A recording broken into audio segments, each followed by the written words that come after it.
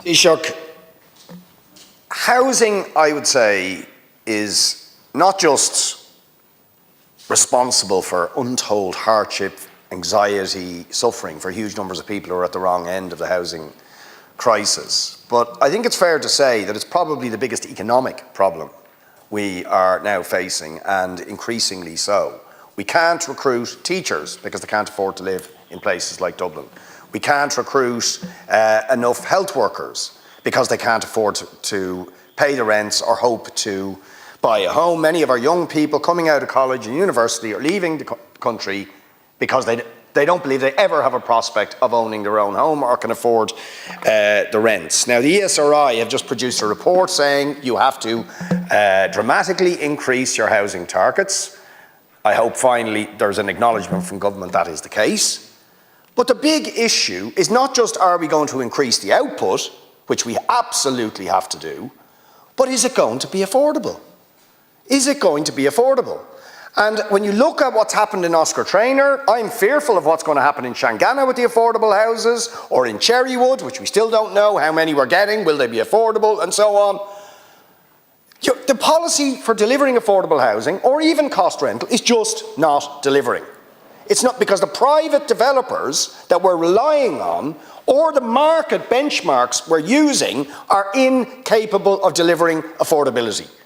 So my question to you is, when is the government going to cop on that the state itself, with its own construction company or own capacity, has to build housing on a not-for-profit basis that will be genuinely affordable and indeed sufficient council housing to address the chronic waiting list? Yes, please. All dominated the Cabinet Committee on the economy, but these are all serious issues, and I don't doubt that. I'm just still getting used to where the question starts and where the issues go, but I'll do my best on these issues. But look, firstly to Deputy Barry and my now weekly exchange on what is a genuinely serious issue, and I'm nearly as invested in the issue as he is at this stage, because he has brought it to my attention quite a few times. I did pass on the letter, and I thank him for acknowledging that. I have also written a follow-up letter to the CEO asking that I be kept informed in relation to next steps, and on a serious point I will push for a timeline.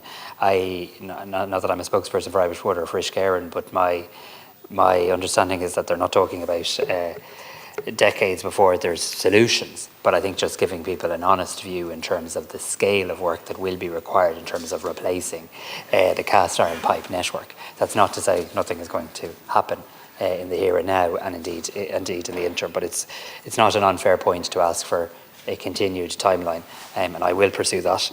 I do welcome some of the work that has been done by Uisce Éireann, and I did get a sense from their correspondence that there's a high level of awareness in relation to this. Can I make a broader point that maybe to both Deputy Barry and Deputy Murphy, and that issue of raw sewage and manholes and back gardens and stuff, horrific situations. I see them in my own constituency from time to time as well.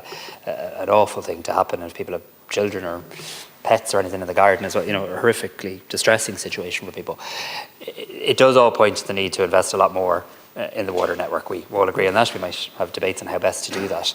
But I am hopeful that government will be able to make some concrete decisions shortly in terms of increasing levels of public investment through Uisce Éireann in some basic infrastructure. How that gets played out in terms of specific schemes will be a matter for Uisce Éireann, but I do think there's a real need to invest a hell of a lot more in our water and sewage network as well. And I'll take away the points that Deputy Murphy made in relation to Tallaght. To Deputy O'Murcu, thank you for raising the issue around Drogheda, around BD, and let me assure you at the outset the full state support will be available.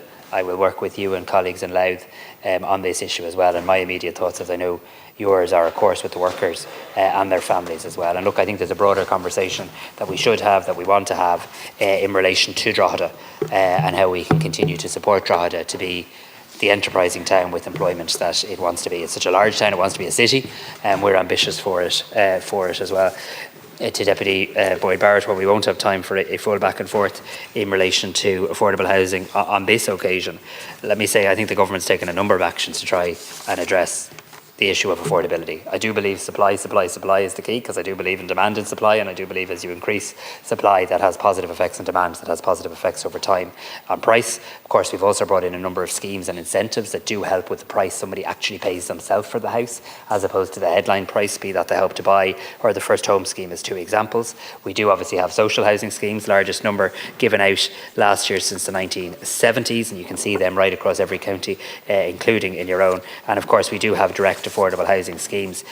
For example, I'm looking at, there's a 3-bed duplex under a government affordable housing scheme in South County Dublin available for 299,000, a 3-bed home in Mulhuddard 320,000, 3-bed house in Kilbarry in Waterford 284,000, a stone's throw away from our newest university, 9 Park in Kilkenny, a 3-bed home available for 255,000, and in the same city, Abbey Meadows is a 4-bed home available for 284,000. Cork City's White Cross, we have 3-bedroom homes available for 316,000. I give them as some examples, because often outliers get referenced in this house, but these are some examples of the affordable housing schemes we have in place.